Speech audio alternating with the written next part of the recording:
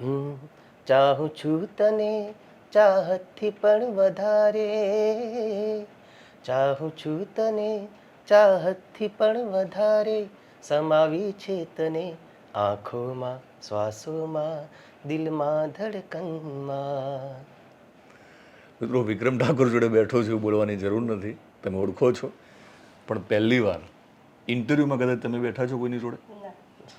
પહેલી વાર બેઠા છો તો વિક્રમભાઈ ના ધર્મપત્ની છે, એમના રિયલ લાઈફના એમના હિરોઈન છે.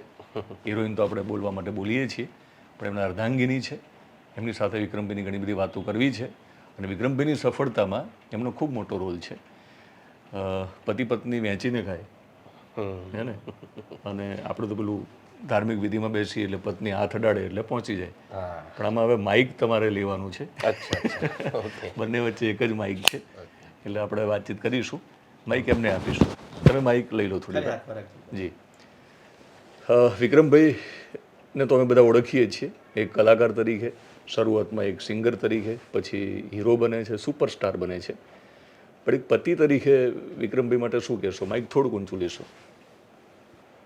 પતિ તરીકે એમના માટે એ તો બહુ સારા ને મને અત્યાર સુધી બહુ સારી રીતે રાખી, બહુ પ્રેમ આપ્યો, બહુ સારા માણસ છે.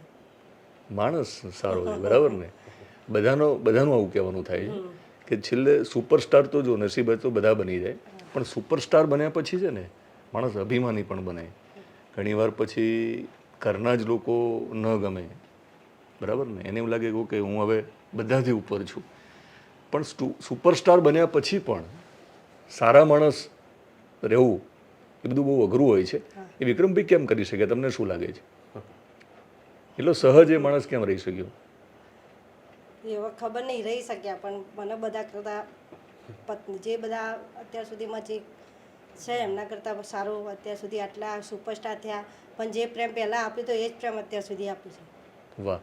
ઘરે આવ્યા પછી એ સુપરસ્ટાર નથી, ના, સુપર હસબન્ડ છે. હા, સુપર હસબન્ડ. ઓકે. તમે વિક્રમભાઈને જનરલી આમ ફરમાઈશ કરો કે આ ગીત મારા માટે ગાઓ? હા, ફરમાઈશ એમ આપને. કયું ગીત? ચાલુ પ્રોગ્રામમાં બી મેસેજ કરું, લાઈવ જોતી હોય તો. ઓકે. તો પહેલી વાર એટલે તમારા લગ્નની થોડીક વાતો કરવી છે. વિક્રમભાઈને માઇક આપો, પછી હું તમને પૂછું છું. વિક્રમભાઈ, એ વાતો આપણે કરીએ, પણ બહુ સરસ કીધું કે માણસ સારો છે, માણસ મજાનો છે. અને તમે કીધું ઠાકોર તો ભોળા હોય છે, પણ સુપરસ્ટાર બન્યા પછી સ્ટારડમ જે છે ને એ તમને ક્યાંક અસર ના કરી ગઈ અને તમે વિચલિત ના થયા, એનું શું કારણ? એનું કારણ બધા કહે તમારો સ્વભાવ, પહેલી વસ્તુ તો. ને દરેકની સાથે, નાનાની સાથે નાનો, મોટાની સાથે મોટો, દરેકની સાથે હળીભળી જઉં છું, અને દરેકને એક સરખો પ્રેમ આપું છું. એવું નહીં ચલો ભાઈ દિનેશભાઈ બહુ મોટા પત્રકાર હતો એમને એ રીતે રહું, પેલો નાનો પત્રકાર હતો એને એ રીતે એના જોડે વર્તન કર્યું. એવું નહીં, મારા માટે બધા સરખા છે. ને એક ખબર નહીં, એક કુદરતી ગોડ ગિફ્ટ છે. ને ખાસ મારી મમ્મીનો જેવો સ્વભાવ હતો એવો મારો સ્વભાવ છે. બિલકુલ. તમારા આપણે ઇન્ટરવ્યૂ કરીએ ત્યારે આપણી વચ્ચે છે નહીં, અને એ પછી કદાચ આપણે પહેલો ઇન્ટરવ્યૂ એક લોંગ કરી રહ્યા છીએ. એમના માટે શું ગાશો? ગાવાનું મા માટે તો મારું ફિલ્મ હતું મા બાપના આશીર્વાદ, એમાં સરસ મજાનું ગીત હતું. ઓ ડગલે ને પગલે મને માં ઘણી યાદ આવે તું, કદી ના ભૂલું મમતા તારી હું, ઓહો માં તારા વિના કેમ હું જીવું, ઓ ડગલે ને પગલે મને માં ઘણી યાદ આવે તું. વિક્રમભાઈ, એમને ખબર હતી કે તમે સુપરસ્ટાર બની ગયા છો? પણ એટલે ખબર હશે, કારણ કે તમે બધાને ખબર હતી. પણ હજુ આજે પણ હું તમને કહું કે મારા ફાધર જે છે એમને BBC ગુજરાતીમાં, માનો કે મારો વિડીયો કોઈ આવે, તમારી યુટ્યુબમાં કોઈ વિડીયો આવે તો એમને કોઈ કહે કે આજે દિનેશને જોયો હતો, એમ તમને બહુ લાંબો ફરક નથી પડતો. એમની દુનિયા તો આપણા પૂરતી જ છે. એમને એ પણ ખબર નથી કે BBCનો વિસ્તાર કેટલો છે, BBCમાં આવું એટલે શું કેવડી મોટી ઘટના છે. એમના માટે તો હું અગત્યનો હોઉં છું. તો એમને આ બધી જ ખબર હતી કે તમે એટલા બધા અત્યારે ફેમસ થઈ ગયા છો? એમને એ કારણ એનું એ જ છે કે ભાઈ જ્યારે હું ફતેપુરામાં રહેતો હતો ને શરૂઆતની પિક્ચરો જ્યારે 2006થી સ્ટાર્ટ કર્યું એના પછી ઘણા લોકો બધા ટ્રેક્ટરો ભરી ભરી રિક્ષાઓ ભરી ભરી મળવા આવતા હતા. એ જોઈને મમ્મીને પહેલાં એવું કે આટલું તો એને તો આવું શું કર્યું છે એમ, કેમ કે ગામડાના મમ્મી મારા એટલે એમને એટલો આઈડિયા નહોતો કે આ વિક્રમને આટલા બધા મળવા કેમ આવે છે એમ. તો મેં કીધું કે ભાઈ આ પિક્ચર એમને બતાવ્યું હતું ખરું. શરૂઆતની પિક્ચર તો એમને નથી જોઈ કદાચ, પહેલી પિક્ચર તો એમને. પછી કીધું કે આ રીતે પિક્ચરમાં હીરો બની ગયો છું હું અને આ બધા એટલા માટે મને જોવા આવે છે. પણ એના માટે તો એ દીકરો જ છે, એ સુપરસ્ટાર હોય ગમે તે હોય. સુપર સન છે એમના માટે. હા, સુપર સન. પહેલી ફિલ્મ એમને શા માટે નથી જોઈ? કદાચ એ તો મને અત્યારે આઈડિયા નથી કેમ નથી જોયું, પણ આટલા ગાંધીનગરની આજુબાજુમાં કોઈ થિયેટર હતા નહીં એ જે તે ટાઈમે. જોવા જવાનું થાય તો અમદાવાદ થાય અથવા તો બીજા કોઈ શહેરમાં જવાનું. ને પિક્ચર એટલી હાઉસફુલ ચાલતી હતી, એટલી બધી પબ્લિકમાં મારી મમ્મી કે હું ના જોઈ શકું એમ. બિલકુલ. એમને પહેલી ફિલ્મ કઈ જોયેલી તમારી? પહેલી ફિલ્મ કદાચ કઈ જોઈએ છે મને અત્યારે તો યાદ નહીં. શરૂઆતની કોઈ ફિલ્મ? બાવળમાં જતા ને આપણે. એમને તમને સ્ક્રીન ઉપર જોઈને એમની પ્રતિક્રિયા શું હતી, મોટા પડદા ઉપર જોઈને? એ તો એમ જ કે આમાં તો બહુ મોટો દેખાય છે કે આમ તો કેટલું નાનો છું તું કે. બરાબર. અને ફાઇટિંગ તમે કરો એટલે બહુ ગમતું હશે? ના, એ નહીં ગમતું એમને. ફાઇટિંગ કરવું એના ગમે, મારા દીકરીને ના ગમે, રોવું તો બી ના ગમે, મમ્મીને ના ગમે કે હું ના જોઈ શકું એમ. એવું કોઈ સીન હોય, રોવાનો સીન હોય કે એવું ફાઇટનો સીન હોય, મારી દીકરી પણ જોતી હોય તો એ રડી પડે કે આવું ના જોઈ શકું એમ. રડવાનું નહીં પપ્પાએ? દીકરી પપ્પાના રડવા ના થાય ક્યારે? હાજી. તમે હાઉસફુલની વાત કરી છે, તમારી ફિલ્મો હાઉસફુલ જ હતી અને તમારા હાઉસ વાઈફ જે છે, જેને આપણે હાઉસ વાઈફ કહીએ છીએ, પણ આમ જુઓ તો આપણો બહુ મોટો રોલ છે. બહુ મોટો રોલ. કે આ લોકો ઘર સંભાળે તો જ તમે બધું સરસ તમારા ફિલ્મમાં કામ કરી શકો. એક પત્ની તરીકે કેવા છે તમારી દૃષ્ટિએ? બસ એના લીધે તો કદાચ કારણ તમને ખબર જ છે, પહેલાં તો અમે લોકો ગામડામાંથી આવીએ છીએ. આપણે બધા આમ તો મોટાભાગે બધા ગામડામાંથી જ પછી શહેરમાં આવેલા. બિલકુલ. પણ જ્યારે ફિલ્મોમાં આવ્યો ત્યારે અમે લોકો ગામડામાં જ રહેતા હતા. મારા વાઈફ બી ગામડામાં જ રહેતી હતી. એ કદી એક્સેપ્ટ કરી જ ના શકે કે ભાઈ મારો ધણી પિક્ચરોમાં જાય. કેમ પિક્ચરોમાં જશે, હિરોઈનો જોડે કામ કરશે ને પછી મને છોડી દે છે ને જતું રહે છે, ડર લાગે. ડર લાગે. પણ હંમેશાથી મારી વાઈફે મને બહુ સપોર્ટ કર્યો છે અને કોઈ દિવસ એવું નથી થયું કે ભાઈ આ ના કરો, આ હિરોઈન જોડે કામ ના કરો, આની જોડે કામ ના કરો. બધું જ એકદમ ફ્રી માઇન્ડ એનું છે બધું. અને શૂટિંગમાં હું જાઉં તો મને કોઈ ટેન્શન હોતું નથી, કેમ કે મને ખબર છે કે મારા પરિવારને, મારા છોકરાઓને મારી વાઈફ સારી રીતે સાચવી લે છે. બધું કોઈ બી સામાજિક કામ હોય તો હું ગેરહાજર હોય તો બધું જ એ સંભાળી લે છે. તમારા લગ્ન ક્યારે થયેલા? લગ્ન 3/5/1958. એમને તારીખ મોટા ભાગે પુરુષોનો આ પ્રોબ્લેમ છે કે એમને લગ્નની તારીખ યાદ રહેતી નથી. કેમ યાદ પુરુષો રાખતા નથી? એવું નહીં યાર, એટલા બધા કામ હોય ને બધું હોય તો સારું નહીં યાદ. સૌથી મોટું કામ છે જીવનનું, એટલે દિવસ યાદ કરવો નથી ગમતો, એવું છે? લગ્ન થયા ત્યાં સુધી તો સુપરસ્ટાર નહોતા, સિંગર પણ નહોતા, બરાબર ને? એ વખતે તમે એમના ઘરમાં આવ્યા હતા અને પછી તમે આ ઘરને પરિવાર બનાવ્યો અને પરિવારમાં તમે એક, જેમ આપણે માળાને અલગ અલગ મણકા જોડીને રાખીએ, એ રોલ એમનો કીધો છે, પણ અગત્યનો રોલ એમને એવો કીધો છે. એમાં કોઈ સ્ત્રીનો વાંક નથી, આપણે ટીકા નહીં કરીએ, પણ કોઈ સ્ત્રીનો પતિ જ્યારે કોઈ ફિલ્મમાં કોઈ સ્ત્રી સાથે એક પાત્ર નિભાવે, પ્રેમીનું અથવા તો પતિનું, ત્યારે નિર્ણય લેવો અને એને પચાવવું જ અઘરું હોય છે. એને કોઈ પણ સ્ત્રી હોય, એવું જરૂર નથી કે કોઈ એક સમાજની સ્ત્રી હોય, એ કોઈ પણ સમાજની હોઈ શકે, ગમે તેટલું ભણેલી હોઈ શકે. એ વખતે તમે જે નિર્ણય લીધો અને જ્યારે પહેલીવાર હીરો બનવાની વાત આવી હશે ત્યારે તમારા મનમાં કેવા બધા સવાલો પેદા થયેલા? મનમાં તો કોઈ સવાલ નહીં, પણ થોડું એવું લાગતું હતું અંદરથી કે બીજી કોઈ હિરોઈન જોડે આ રીતે કામ કરશે. અંદરથી થોડું લાગતું હતું, પણ પછી તો ફ્રી માઇન્ડ થઈને બધું કીધું કે તમે ત્યારે કામ કરો. બિલકુલ. આ તો કામ તો શરૂઆત જે તે ટાઈમે મારા વિદેશ જવાની મને ઓફર આવી ત્યારે બી એને ના પાડી કે તમે તો જઈને ભાઈ કોઈ પાછું આવતું નહીં, તમે જશો ને. પહેલી જ વખત ઓફર આવી. ઓકે. અને અત્યારે નહીં, અત્યારે તો ભાઈ એટલું બધું અહીંયા વરસ પછી. ઓકે. તમે માઇક રાખો, હવે અમે બંને શેરિંગ કરીશું. પહેલી વાર જે તમે સિંગર હતા ત્યાં સુધી વાંધો નહોતો, પણ ફિલ્મના હીરો બનવાની વાત આવી ત્યારે પહેલું તમને મનમાં એવું થયું હશે પ્રોડ્યુસરને આ પાડતી વખતે, આઈ થિંક ગોવિંદભાઈના ભત્રીજાની ફિલ્મ હતી કે એમના દીકરાની પહેલી ભત્રીજાની, હર્ષુભાઈ પટેલ. હર્ષુ, હા. તો મનમાં શું વિચાર હતો, ઘરે જઈને શું કહીશ? ને પહેલાં એ લોકોએ મને બોલાવ્યો, બધા પાર્ટનર 6-7 પાર્ટનર થયા, ને ગુણવંતભાઈ ઠાકોર બહુ સારા ગીતકાર છે ને એમની કંપની પણ છે અત્યારે, જીગર સ્ટુડિયો. હા, એમની કંપનીમાં હું ગાતો હતો, એટલે આમ બધી કંપનીમાં ગાતો, પણ એમને જોડે મારે વધારે, કેમ કે વર્ષોથી અમે જોડે હતા, શરૂઆત મારી થઈ ત્યારથી. તો એમના કહેવાથી પછી એમના કહેવાથી હું ગયો હતો ત્યાં, કેમ કે મેં તો ના જ પાડી હતી કે ભાઈ હું મારું કામ નહીં પિક્ચર બનાવવાનું, કે ભાઈ હું હીરો તરીકે, અને મને ખબર મારી બોડી બી નહીં, મારી હાઇટ બી નહીં, હું કે કોઈ એંગલથી હીરો લાગતો નહોતો, હું મારી જાતને જ હું કહેતો હતો એમ. તો જ્યારે મને લોકો મળ્યા પછી મને સમજાવ્યું એમણે કે ભાઈ જો અત્યારે ઠાકોર સમાજ તો તને માને જ છે, તું અત્યારે બહુ સારું સિંગિંગ કરે છે, તારી ઓડિયો કેસેટ, એ વખતે ઓડિયો કેસેટનો જમાનો, આટલી બહુ સરસ ચાલી રહી છે, ને તારા સમાજના તો બધા ચાહકો છે, સાથે સાથે દરેક સમાજના લોકો પણ તને બહુ ચાહે છે એમ. તો જેમ મણિરાજની પિક્ચર બનાવી હતી, એ સિંગર જ હતા, બહુ પોપ્યુલર સિંગર, તો એમની પિક્ચર ચાલી ગઈ હતી, એવી રીતે તું પણ બહુ સારું અત્યારે મણિરાજ પછી અત્યારે તારું નામ બહુ સારું છે, તો તને હીરો લઈને અમે પિક્ચર બનાવવા માગીએ છીએ, તો તું પિક્ચર કરે એમ. તો મેં ના જ પાડેલી, મને કીધું કે ભાઈ તારા સપોર્ટમાં બી મોટા મોટા હિતેન કુમાર જેવા કામ કરશે, ભાઈ જેમિની ત્રિવેદી, ફિરોઝ જીનાડી જેવા બધા હશે, એટલે તારે કોઈ ડરવાની જરૂર નથી.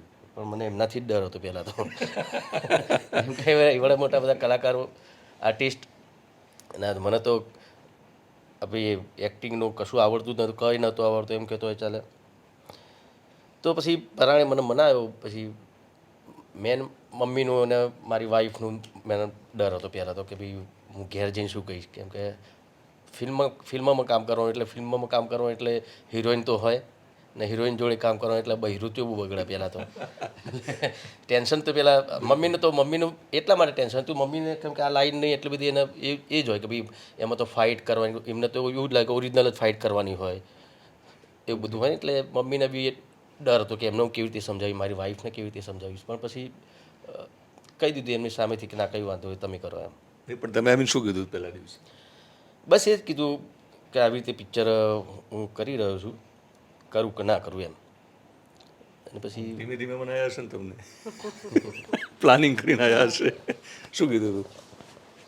પહેલી વાર જ્યારે હીરો બનવાનું હતું અને તમારી પર આમાં શું ફિલ્મ બનેલી એક સર્ટિફિકેટ મળી લોકોને, તમને ખ્યાલ છે સેન્સર બોર્ડમાંથી, પણ તમે સેન્સર કરો ને તો એ સુપરસ્ટાર બને એવી સ્થિતિ હતી. કેવું પ્લાનિંગ કરીને આવેલા, ને પહેલાં શરૂઆતમાં બધી મીઠી મીઠી વાતો કરી હતી? કીધું મેં મીઠી વાતો કીધું કે જો આ પ્રોગ્રામમાં તો આટલા જ પૈસા મળે છે, પિક્ચર બનાવું છું તો આનાથી 4 ગણા પૈસા મળશે, અને લેડીઝને તો પૈસા શું કીધું તો આવીને કહો? યાદ છે? બસ યાદ તો હોય ને? હા, યાદ તો છે જ, પણ થોડું અંદરથી લાગતું હતું, પણ મેં એમને કીધું નહીં કે વાંધો નહીં, તમે તાર કરો, પિક્ચરની ઓફર આવી છે તો એ તમારી તૈયારી હતી ને, કે એને ગમતું, પતિને જે કામ ગમે છે કરવા દઈએ. ને એને ખબર હતી કે ભાઈ આટલું નામ અત્યારે જે એઝ એ સિંગર તરીકે આટલું સારું નામ છે, તો પિક્ચર કરશે તો આપણો સમાજ તો જે છે એ તો જોવાનું જ છે, અને બીજા સમાજના લોકો પણ જોશે, અને ચાલે તો ઠીક વાત, નહીં ચાલે તો મારા ઘેર તો બેસવાનું જ છે આપણે. અને એ વખતે ગુજરાતી ફિલ્મ ઇન્ડસ્ટ્રીના કોઈ પિક્ચર ચાલતા જ નહોતા. એવું તો તમારી ફિલ્મો ચાલી અને તમારો એક સુવર્ણ યુગ આવ્યો, અને તમે ઘણું બધું સુવર્ણ એટલે સોનું ખરીદી શકો ને એટલી ફી પણ લીધી. કેટલી ફી લીધેલી આમ તો વાંધો, આમ તો ખબર જ છે 25 લાખ લીધેલા, 35 લીધેલા છે. બહુ મોટી ફી એ વખતે, બહુ ઓછા લોકોને મળતી, કે કોઈને મળી જ નથી પછી એ વખત એ વખતે તો કોઈ નથી મળી કદાચ. એ વખતે કદાચ નહીં, કદાચ અત્યારે બી આટલી ફી તો કદાચ કોઈ કલાકાર, મારા ખ્યાલ મારી જાણ મુજબ કોઈ લેતો હોય તો બહુ સારી વસ્તુ છે, પણ મને ખબર છે ત્યાં સુધી નથી કોઈ લેતું એમ. તમે કીધું કે એંગલથી તમે હીરો, તમારી જાતને તમે પોતે નહોતા સ્વીકારતા, તો તમને શું લાગે છે કે તમે સુપરસ્ટાર કેમ બન્યા? સુપરસ્ટાર મારા ચાહકોનો પ્રેમ, એમનો વિશ્વાસ, મારા વિશ્વાસ કરતાં એમને મારા ઉપર વધારે વિશ્વાસ હતો, કેમ કે સિંગલ બોડી, હાઇટ નહોતી, ને અમે લોકો જ્યાં શૂટિંગ કરતા હતા હાલોલ કાલોલ બાજુ, તો એ બાજુ મને બહુ ખાસ ઓળખતા એટલા બધા ના ઓળખે એમ. તો એ વખત તો શૂટિંગ કરીએ ત્યારે તો મજાક, શૂટિંગ ચાલતું, સોંગનું કશાકનું શૂટિંગ ચાલતું હતું, મલાવ ત્યાં મલાવ ગામ છે ને ત્યાં ટેકરા ઉપર, તો એ વખતે એ લોકો મજાક ઉડાવતા, એકવાર શૂટિંગ ચાલતું, બાજુ બધા ગામના બધા ઊભા રહે ને, તો આ કે આ હીરો બનવા આવ્યો, કે આ ચો હીરો લાગે છે એમ. હા, તો એટલે મને બી હતું કે ભાઈ આ ઉડાડવાના જ છે જ મેં પણ મારા ચાહકોનો એટલો બધો પ્રેમ, એમને વિશ્વાસ હતો કે આ અમારો વિક્રમ ઠાકોર અત્યારે સિંગર છે પણ આગળ એક્ટર બનીને આગળ સુપરસ્ટાર બનશે, તો એ સુપરસ્ટાર આ લોકોએ જ બનાવ્યું છે, મારા ચાહકો, મારા સમાજ, દરેક સમાજના લોકોએ. તમારા માટે તો સુપરસ્ટાર પહેલાંથી હતા, બરાબર. એ આખો જે દોર આવ્યો સફળતાનો, એને લઈને ઘણીવાર પછી જવાબદારી વધી જતી હોય છે, એમની ગેરહાજરી, અને પછી તમારે બધું જ જોવું પડે. તો એમની ગેરહાજરીમાં તમે પરિવારને કઈ રીતે સંભાળ્યો? સામાજિક પ્રસંગો આવ્યા હશે, બધા બાળકોને ભણાવવાની વાત આવી હશે, મોટાભાગે તો બહાર જ રહેતા હશે, હા, એ તો બહાર જ. તો એ કઈ રીતે તમે મેનેજ કર્યું? એ બધું મેનેજ, બધું જે કુટુંબમાં કંઈ પ્રસંગ હોય ત્યાં જઈને વાત કરું કે અત્યારે એમના ટાઈમ બહાર છે, અત્યારે ગેરહાજર નથી, તો હું અહીંયા ત્યાં પહોંચી જાય, હા. ત્યાં પહોંચી જઉં, વાત કરું એ લોકોને, એટલે એ લોકોને ખબર જ છે કે અત્યારે બિઝી છે, કુટુંબવાળાનો એટલે કામ હોય એટલે બહાર જ હોય, એ લોકોને મોટા ભાગે એ લોકોને ખબર જ હોય કે અત્યારે બહાર જ હશે. એ સુપરસ્ટાર બની ગયા પછી એક પત્ની તરીકે અંદરથી કેવી લાગણી થતી? એમ કેટલા રાજી થતા તમે? રાજી તો ખુશ તો બહુ, સુપરસ્ટાર તો છે એટલે તો સુપરસ્ટારની વાઈફ. અત્યારે હું બહાર કંઈ લેવા જાઉં તો યુટ્યુબમાં મારા બધા જે ફોટા મૂકેલા હોય સોશિયલ મીડિયામાં બધા એ રીતે બધા ઓળખી જાય બહાર. મને સામેથી પૂછે કે તમને કંઈક જોયા છે, પછી વાત કરે ને કોઈ જોડે હોય તો કહી દે ભાઈ વિક્રમ ઠાકોરના વાઈફ છે. એટલે મારા બાબાના બેબીને કહે આના, મારો બાબો બી કોઈ દિવસ કોઈ પિક્ચર જોવા જાય ને તો થિયેટરવાળા, હું કહું કે ભાઈ મારા બાબો 5-6 મિત્રોને લઈને આવો જ પિક્ચર જોવા, તો બેસાડી દે, બરાબર, ફ્રીમાં. પણ એવું કોઈ દર મારા છોકરાઓએ બી મારો એ રીતનો ફાયદો નથી ઉઠાવ્યો કે ચલો હું વિક્રમ ઠાકોરનો છોકરો છું, પિક્ચર જોવા આવ્યો છું. કોઈ દિવસની ઉપરથી મોઢું બાંધીને જાય કે ભાઈ કોઈ ઓળખી ના જાય એમ. પિક્ચરવાળાને ના, સિનેમાવાળાને ના કે હું વિક્રમ ઠાકોરનો દીકરો છું. પણ ક્યાં સુધી મોઢું બાંધેલું રાખશો? કારણ કે એને લોકો એના વારસદાર તરીકે તમારા જોવે છે. શું નામ છે એનું? ઓરિજિનલ નામ એનું મહાવીરસિંહ છે, પણ લાડથી અમે એને મિલન બોલાવીએ છીએ. દીકરી બાનું? પૂજાપા. બરાબર. તો વિક્રમભાઈ, સવાર તમે કીધું કે એમને એક સહજ રીતે એમને સ્વીકાર પણ કર્યો કે તમને છૂટ આપી, એ છૂટ મળી અને તમે સફળતાના એક એવા શિખરે પહોંચ્યા કે ત્યાંથી લપસી જવું ખૂબ સરળ હોય છે. તો એવા કોઈ પ્રસંગો આવે તમારી સામે કે જ્યારે એક અભિમાન આવી જાય કે હવે તો હું જ છું, બીજું કોઈ નથી, તો ક્યાંક થોડી વાર પણ માટે અભિમાન આવેલું? ના, ક્યારે નથી આવ્યું. કારણ કે પહેલેથી જ હું એવું વિચારું છું કે ભાઈ અત્યારે જે શીખું છું અને અત્યારે હાલ પણ શીખી જ રહ્યો છું. એટલે મેં કદી મારી જાતને એવું મેં માન્યું જ નથી કે હું સુપરસ્ટાર છું. બસ એ જ માનું છું કે ભાઈ કામ કરવું છે બસ. એટલે પહેલેથી મારા દિમાગમાં એક જ વસ્તુ હોય છે કે ભાઈ હું શીખી જ રહ્યો છું. એ પછી સિંગિંગ લાઈનમાં હોય કે એક્ટિંગ લાઈનમાં હોય. ના, કલા એવી વસ્તુ છે કે એ તમે કહી જ ના શકો ભાઈ હું હવે સુપરસ્ટાર થઈ ગયું, હું આ છેલ્લું આવી ગયું એમ. એ તમારે શીખતું જ રહેવાનું હોય છે. એક્ટિંગ ક્યાં શીખ્યા? એક્ટિંગ ક્યાંય નથી શીખ્યા. આમ તો જોવા જઈએ તો કંઈ ક્લાસ એવું કશું નથી કર્યું. ડાયરેક્ટ જ પિક્ચરમાં મને નાખી દીધું છે આ લોકોએ. પહેલી પિક્ચર એકવાર પીઓને મળવા આવજે. પણ પછી હું ગોડફાધર માનું છું આત્મારામ ઠાકોરને, જેમણે મને ઘણું બધું શીખવાડ્યું છે. હર્ષુભાઈ પટેલ છે, કેવી રીતે એક્ટિંગ કરવાની, કેવી રીતે ડાયલોગ બોલવાનો, કે કેમેરા એંગલ કેવી રીતે ફોકસ કરવાનું, બધું કંઈ ખબર પડતી જ નથી મને એ ટાઈમે. તો એ બધું ઘણું બધું એ લોકોએ મને શીખવ્યું. સાથે મને થયું પહેલી પિક્ચર તો મને નસીબથી ચાલી ગઈ એમ કહેતો હોય ચાલે, ને બધા ચાહકોના સપોર્ટથી ચાલી ગઈ. બીજી પિક્ચર આવી બેવફા પરદેશી, એમાં મને લાગ્યું કે હું થોડી એક્ટિંગ કરી શકું છું. મને આત્મારામ ઠાકોરે બહુ સારી રીતે એમાં મને ઘણું બધું શીખવાડ્યું મેં. પછી મને લાગ્યું કે ના, હવે હું કરી શકીશ. તો ધીરે ધીરે બધા ડાયરેક્ટરો જેમ કહેતા જાય એમ કરતો ગયો. બધા સિનિયર કલાકારોને પિક્ચરોમાં મારી જોડે હોય એ લોકોને જોવું, એ લોકો કેવી રીતે એક્ટિંગ કરે છે, તો એ લોકોને જોઈને બી ઘણું એમની જોડે જે શીખવાનું હોય એ શીખવું, જે ના શીખવાનું ના એ શીખવું. મને ખબર એટલી પડી જતી કે ભાઈ આની જોડે મારે આ વસ્તુ લેવી છે એમ. આ રીતે એક્ટિંગ કરે છે તો હું એના જેવી તો નહીં પણ ટ્રાય કરું એમ. તેવું બધું ઘણા બધા મોટા મોટા કલાકારો જોડે એમને જોઈને એમની સાથે કામ કરીને એમ કરતાં કરતાં અત્યારે શું અહીંયા મિત્રો વિક્રમભાઈની દીકરી પણ હવે આવવા તૈયાર છે અહીંયા સ્ક્રીનમાં. આવો થોડી વાર બેટા પૂજા. વિક્રમભાઈએ કહ્યું કે એમની દીકરીને ખાસ તો એ જ્યારે રડે એ ગમતું નથી, અને બાપ રડે, કારણ કે દીકરી માટે હંમેશા બાપ સુપર હીરો હોય છે, હે ને? સુપરસ્ટાર લોકો માટે હોય, પણ એ સુપર હીરો હોય છે. પૂજા નામ છે. શું કહેશો એ આ સુપર હીરો માટે? માઇક થોડુંક ઊંચું રાખશો. હા, પ્રાઉડ ફીલ થાય પપ્પાને લઈને. સ્કૂલમાં બી જાય ને હા, બધા કહે કે તારા ફાધર છે બહુ સારા છે, ગમે સાંભળવાનું. ઓકે, સાંભળીને જે લાગણી છે ને, સ્વાભાવિક છે કે પપ્પાનો કોઈ વખાણ કરે એટલે કોઈ પણ દીકરીને ગમે. પણ તારે તમારી પાસે બે વિકલ્પો હોય છે. તમારે એમાં વચ્ચે સ્થિત પ્રજ્ઞ પણ રહેવું, કે સાંભળી લીધું, ગમ્યું પપ્પા માટે, પણ પાછું જમીન સાથે પણ જોડાઈને રહેવું. એમ તો એક દીકરી તરીકે તમારી પણ જવાબદારી છે ને, એમનું નામ કમસે કમ રોશન કરવાનું છે. એટલે તમારે બર્ડન લેવાની જરૂર નથી, એનું ભાર રાખવાની જરૂર નથી. પણ શું કરવું છે તમારે? મારે હમણાં તો જીપીએસસી યુપીએસસીનું કરવું છે. સ્કૂલમાંથી બી પ્રિન્સિપલ સર કહે છે કે હા કરી શકીશ તો કરીશ. કે અત્યારે તો સ્કૂલ પર ધ્યાન, પછી કોલેજ ડ્રોઈંગ કોલેજ કરીશ તૈયારી. ઓકે, કયું ભણો છો? 11th. ઓકે, યુપીએસસી પરીક્ષા પાસ કરવાની વાત કરે છે, જીપીએસસીની વાત કરે છે.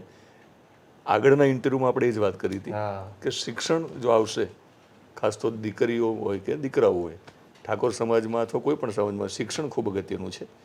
એટલે તમે યુપીએસસી ને જીપીએસસીને ધ્યાનમાં રાખીને અત્યારે તૈયારી શરૂ કરી છે. કે પપ્પા રડે ફિલ્મોમાં તો કેમ તમને ગમતું નથી? થોડું માઇક ઊંચું રાખીને ઊંચા અવાજે થોડી વાત કરશું. હા, નથી ગમતું. કેમ? કેમ? લાગણી હોય ને કે ના ગમે પપ્પાને જોઈને, એ તો એક્ટિંગ હોય ને. તો બી ના નથી ગમતું બસ. ઓકે, પણ પપ્પા કોકને મારતા હોય, એ ફાઇટ કરતા હોય, એ પણ નથી ગમતી? એમ શું કારણ? એ બધું ઓછું ગમે છે ને. ઓકે, તો એમની કઈ ફિલ્મ તમને વધારે ગમે છે? ઘણી બધી ફિલ્મો છે. હમણાં જે ભાઈની બહેની લાડકી એ બહુ સારું છે. પછી મેં તો ઓઢી ચુંદલડી તારા નામની, પ્રીત જન્મો જન્મની ભૂલાશે નહીં, બધી જ ઓલમોસ્ટ બધી ગમે છે. હા. ઓકે, અને એમનું ગીત તમને કયું ગમે છે? એ ગીતમાં તો એક્ટિંગ બી કરી છે ને. ઓકે, કયું ગીત હતું? તુલસીનો ક્યારો. મારી તુલસી. તો ફરમાઈશ તમે કરો, ગાય તમે જ કરો છો મોટા ભાગે ફરમાઈશ એમને મેસેજ કરીને સ્ટેજ ઉપર હોય ત્યારે. ઓકે. આ માવતરનો સાચો સહારો, મારી દીકરી છે તુલસીનો ક્યારો, એની મમતાનો કોઈ ના કિનારો, એની મમતાનો કોઈ ના કિનારો, મારી દીકરી ઓ, મારી દીકરી છે તુલસીનો ક્યારો, આ માવતરનો સાચો સહારો. વિક્રમભાઈ, પણ મારી દીકરીના લગ્ન હતા. વાત કરી કોઈ પણ બાપ છે ને, એ માનો કે તમને રડતાય નથી જોઈ શકતા, પણ બાપને એવું લાગે જેમ દીકરી થોડી થોડી મોટી થતી જાય ને, કે કન્યા વિદાય વખતે શું થશે, વિચાર આવે છે. આ વિચાર આવે ને, તો ક્યાં પ્રોગ્રામમાં ગયો હોય, કોઈ દીકરીના લગ્નના ગરબા હોય કે લગ્ન ગીતોમાં ગયો હોય, ત્યારે જ્યારે વિદાય ગીત ગાતો હોય કે આવું દીકરીનું કોઈ ગીત ગાતો હોય, ત્યારે મારા મનમાં બસ મારી દીકરી જ દેખાતી હોય મને, કે હારું અત્યારે મને આટલું આવું ફીલ થાય છે, તો જ્યારે એને વિદાય કરવાની આવશે ત્યારે શું થશે એમ. બિલકુલ એવું થતું હોય છે બધાને, બાપને તો વધારે થતું હોય છે. યુપીએસસી અને જીપીએસસી ક્રેક કરીને એટલે શું બનવું છે? કલેક્ટર બનવું છે કે આઈપીએસમાં? આઈપીએસ.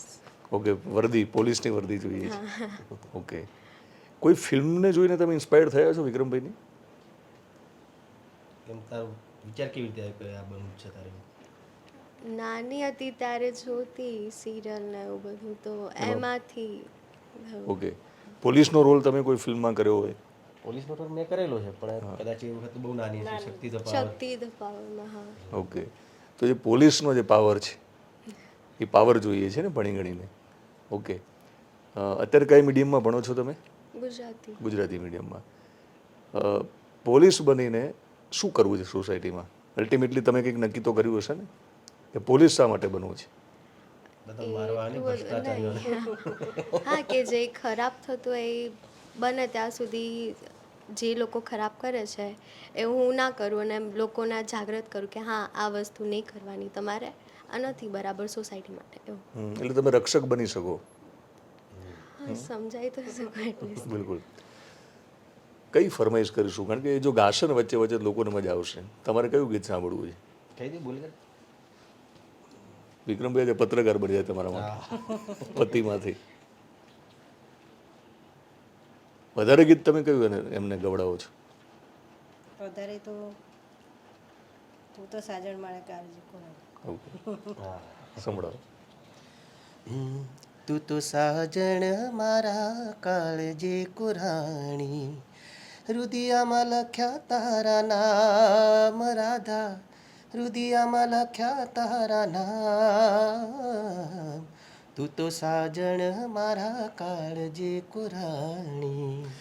વિક્રમભાઈ, તમે કીધું કે તમે એક એંગલથી હીરો નતા લાગતા, પણ તમે તો સિંગરે નહોતા. તો જો નવી પેઢીને ખબર ના હોય ને પહેલી વાર તમારો ઇન્ટરવ્યૂ જોતા હોય તો તમે શું હતા પહેલાં? એકચ્યુઅલી શરૂઆતમાં મેં મારા પપ્પા જોડે ભજન સંતવાણી, મારા પપ્પા બહુ સારું કરે છે, જતો હતો બધા ભજનોમાં ગામડે ગામડે તો બેસી રહેતો હતો. પણ પછી એક ટાઈમ એવો આવ્યો કે ભાઈ ઘરે ગામડામાં ફતેપુરામાં પેલો ફેરિયો નીકળ્યો, પાવો ને બધું લઈને હમણાં મેં વગાડી વાંસળી. તો મેં જીદ કરી મમ્મીને કે મમ્મી મને આ પાવ લઈ આપે એમ વાંસળી. તો મમ્મી જોડે પૈસા નહોતા તો અમારા કાકા છે પરબત કાકા, એમણે પૈસા આપે. 5 રૂપિયાનો પાવો આવ્યો તો મને યાદ છે અત્યારે બી, અને સ્ટીલનો પાવો હતો. કદાચ વાંસનો હોય પાવો તો 1-2 દાડા ટૂ કરીને તૂટી ગયો, પડી ગયો. પણ સ્ટીલનો હતો એટલે હંમેશા મારી જોડે રહ્યો. ભેંસો ચારવા જોડે મમ્મી જોડે, ખેતરમાં જઈએ અમે ભાઈઓ તો જોડે જોડે વગાડતો, જેમ આવડે એમ વગાડતો હતો. એમ કરતાં ફ્લૂટ આવડી જે વગાડતા. પછી પપ્પાના ભજનમાં જવું ત્યાં જોડે લઈ જવું. સાથે પછી નાના મોટા પ્રોગ્રામ્સ સોસાયટીઓમાં થાય નવરાત્રિના તો મોટાભાઈ ગાય, અમારા કિશોરભાઈ ઢોલ ને રીધમ બધું વગાડે, પપ્પા ગાય. એની જોડે હું ફ્લૂટ વગાડતો અને બેન્જો વગાડતો હતો. એટલે લાય બેન્જો મોટાભાઈને શીખવા માટે હું તો ફ્લૂટ જ વગાડતો હતો પ્રોગ્રામમાં. કેમ કે એ વખતે બજેટ બહુ ઓછું હતું કે ભાઈ આપણે ઘરનું જ બધું વસાવી લઈએ ને તો બહાર કોઈને આપવા ના પડે પૈસા એમ. તો નવરાત્રિમાં એ વખતે બેન્જો ને કેસીઓ ને બધું ભાઈના માટે લાવેલા. પણ મને શું પેલું ગોડ ગિફ્ટ થઈ ગયું, ફ્લૂટ વગાડતો થઈ ગયો એટલે મને સૂરની ખબર પડતી ગઈ. એટલે પછી બેન્જો ને કીબોર્ડ ને બધું હું જ વગાડતો થયો. પછી મારું સિંગર બનવું કોઈ સપનું હતું નહીં, પણ ત્યાંથી મેં વિચાર્યું કે હું એક ભવિષ્યમાં કદાચ બનીશ તો ભણવામાં એટલો હોશિયાર હતો નહીં. કેટલું ભણેલા તમે? 11 પાસ 12 ફેલ. ને 12 ફેલ બી પાસ શેમાં ખબર તમને? ગુજરાતીમાં. એ પાછું એક જ વિષયમાં. પણ પછી પરીક્ષા ના આપી શક્યું કેમ કે આ લાઈનમાં સંગીતની લાઈનમાં પછી બધા સ્ટુડિયોમાં વગાડતો થયો હું, બધા નાના મોટા કલાકારો જોડે વગાડતો થયો. ઘરની પરિસ્થિતિ એવી, પપ્પા પટાવાળામાં નોકરી કરે, ભાઈ મોટા ભાઈ કરિયાણાની દુકાન ચલાવે, એટલે પરિસ્થિતિ બી એટલી સારી નહોતી કે ભાઈ આપણે આગળ ભણી શકીએ. તો એ વખતે મજબૂરીમાં અને આ મારા પ્રોગ્રામો ચાલુ થઈ ગયા. પ્રોગ્રામમાં સારા મને પૈસા મળતા હતા, રેકોર્ડિંગમાં જો વગાડવા માટે તો સારા પૈસા મળતા હતા. તો એના લીધે ઘરમાં મારો મદદ બી થઈ જતી હતી આર્થિક રીતે. ને એ રીતે પછી મારા ભણતર ઉપર મારું ધ્યાન ના ગયું. ને એક વિષયની પરીક્ષા હતી તો હું આપી ના શક્યો. ને બસ એ જ વિચાર્યું કે ભવિષ્યમાં મ્યુઝિક ડાયરેક્ટર બનીશ. પછી તો તમે સિંગર બન્યા ને, મ્યુઝિક ડિરેક્શન પણ કર્યું અને એક્ટર બની ગયા. ભેંસું ચરાવવાની વાત કરી, તમે ખેત મજૂરી પણ કરી છે? હા, બહુ કરી ખેતમજૂરી. ખેતીમાં શું કામ કર્યું છે? ખેતરમાં ઘણું બધું કામ કર્યું છે. ડોગર વાવી છે, પછી શું કહેવાય આપણે બાજરી છે, એરંડ છે, બધી જાતની ખેતી તો બધી જાતની કરી છે.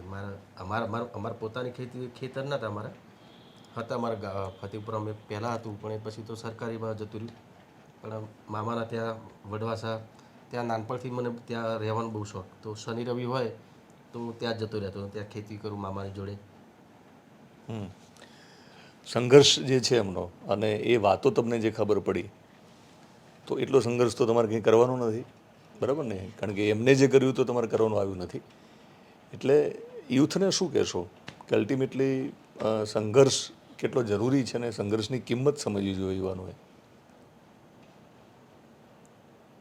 કારણ કે આજકાલ છે ને આઈફોન બહુ ઇઝીલી લઈ લે છે લોકો, બરાબર ને? અને અમુક લોકો એવું બી હોય છે કે ચાલો ભાઈ હવે બાપ પપ્પા તો આટલા બધા છે બધું બોકવામાં છે તો અમારે કશું કરવાની જરૂર નથી. હા, તેવું જ નહીં વિચારતી ને તું એમ નહીં તો શું વિચારો તમે? નહીં, મહેનત તો કરવાની, કંઈ બી કરીને પેરેન્ટ્સને પ્રાઉડ ફીલ કરાવવાનું કે હા મારો છોકરો કે મારી છોકરી કે કરે છે, ભણે છે, મારી માટે કંઈ તો કરે છે. મા બાપનું આટલું આગળ સંઘર્ષ જોયું કે આટલું બધું કરે છે બાળકો માટે, તો સામે સમજવું પડે એમના બાળકોને કે આપણે બી કરીએ મહેનત, કંઈ કરીને પ્રાઉડ ફીલ કરાવીએ. તમને ગાવાનો શોખ ખરો? ગાવાનો શોખ ખરો? ગવડાવશું તો પછી વિક્રમભાઈ? ગા શું ગઈશ? ભજન બિલકુલ સાંભળો, કારણ કે દાદા ભજન ગાતા, સંતવાણી કરતા. પપ્પા મારી જોડે ગાશે. કયું પણ?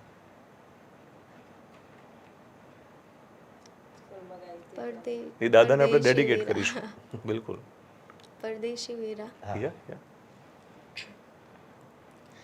પરદેશી વીરા હો, વાટવડા વીરા હો, કે તારી ઉમર ગણીને દન થોડા રે, હો તારી ઉમર ગણીને દન થોડા રે.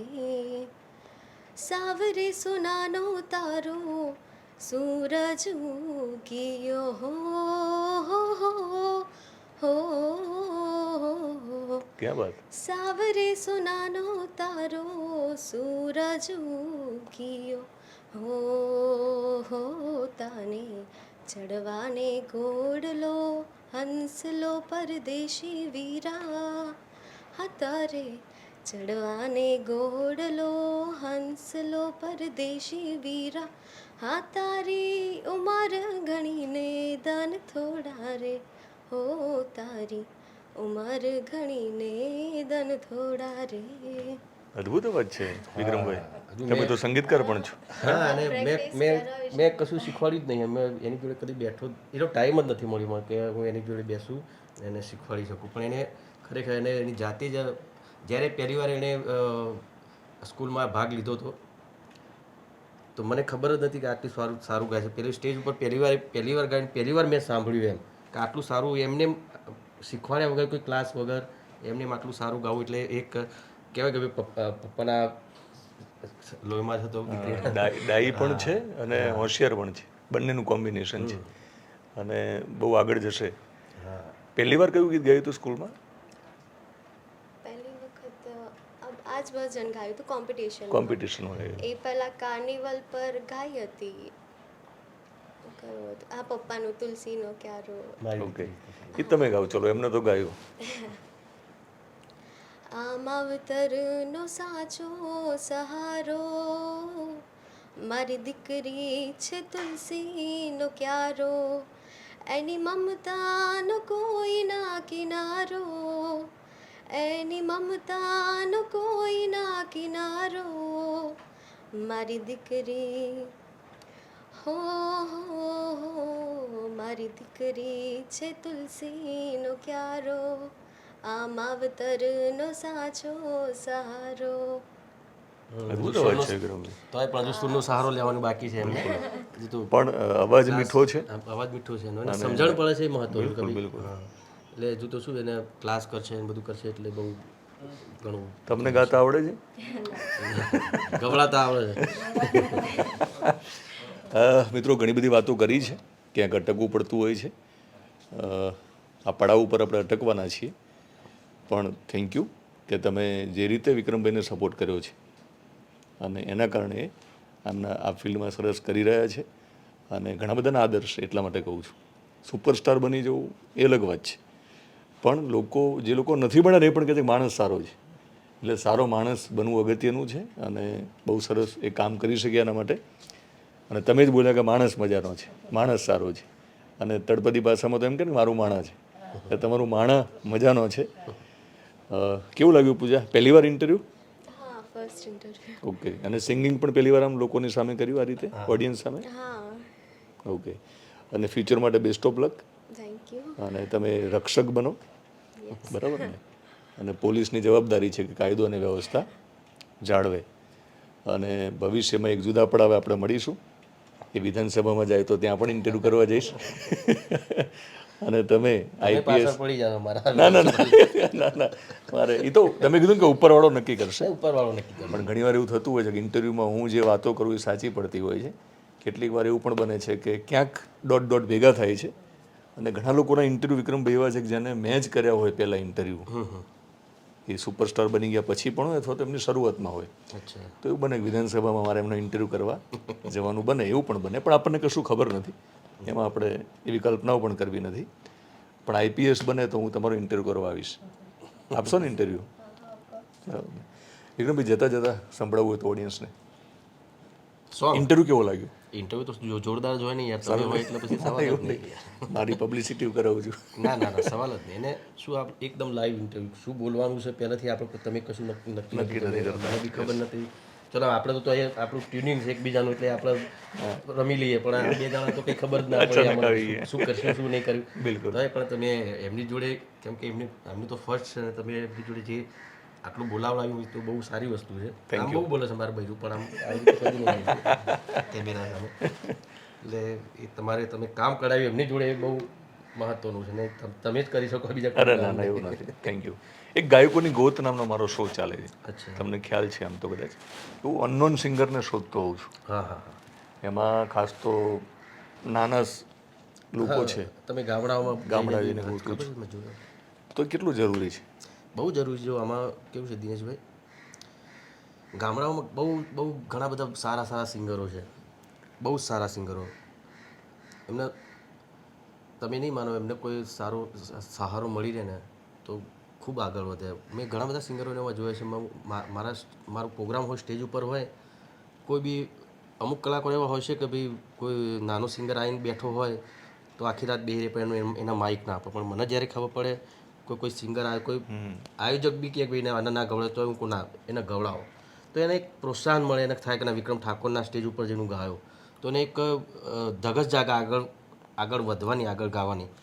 તો મારા સ્ટેજ ઉપર એવા કલાકારો જે હોય છે ઘણા લોકો, તેવા કલાકારો હું તક આપું છું. એનું કારણ છે કે એમને પોતાને આત્મવિશ્વાસ જાગે કે ના વિક્રમ ઠાકોર જોડે ગાયો તો આગળ પણ હું ગઈશ. અને ઘણા બધા એવા કલાકારો છે ગામડાઓમાં મેં જોયેલા, તમારા ઇન્ટરવ્યૂમાં જ જોયેલા છે. એટલા બધા, પણ શું એમને કોઈ આગળ વધવા માટેનો કોઈ એના જોડે કોઈ સ્કોપ, કોઈ સહારો નથી હોતો. ને તમે જે આ કરી રહ્યા છો બહુ સારી વસ્તુ છે. એમના સપોર્ટમાં મારે તમારી જરૂર પડે તો ઊભા છો તમે? ચોક્કસ કેમ નહીં. તમે ગમે ત્યારે કહેજો. બિલકુલ. ગાયકોની ગોતનો જે શો છે ને પૂજા, એનો પહેલો એપિસોડ તન્વી ઠાકોર, હા, એ આઈ થિંક 4 વર્ષ પહેલાં. અને તન્વી 11મું ભણતી એ વખતે, એટલે સ્કૂલથી આવેલી સાયકલ લઈને, એ જોયો હશે તમે. તો હું સાયકલમાં બેસું છું ને, તન્વીને પાછળ મેં બેસાડી અને એને ગાવાનું શરૂ કર્યું. અને સાયકલ પાર્ક કરી, મારાથી એવું બોલાઈ જવાનું કે અહીંયા ગાડી પાર્ક કરીશું આપણે ભવિષ્યમાં. અને થોડા સમય પહેલાં એમના મામાનો મેસેજ આવ્યો કે દિનેશભાઈ ગાડી તન્વી લઈ લેજે. એટલે બહુ સારી ગાયક. ટૂંકમાં દરેક જ્ઞાતિના કોઈ પણ કલાકાર હોય એ બધા ગાડી સુધી પહોંચે અને એમની ગાડી ટોપ ગિયરમાં પડે એ જરૂરી છે. તો ગાયકોની ગોતમાં વિક્રમભાઈ આપણને સપોર્ટ કરવાના છે. પણ વિક્રમભાઈનો સંઘર્ષ યાદ રાખજો. મેં એવું સાંભળ્યું છે, મારી ફરિયાદ નથી, પણ હું તમારો ઇન્ટરવ્યૂ કરું પછી તમારે ફૂલી જવાની જરૂર નથી. જમીન સાથે જોડાયેલા રહેજો. તમે પોતાની જાતને સુપરસ્ટાર ના માનવા માંડતા, નહીતર કાચું કપાશે. જતા જતા તમારે જે ગાવું હોય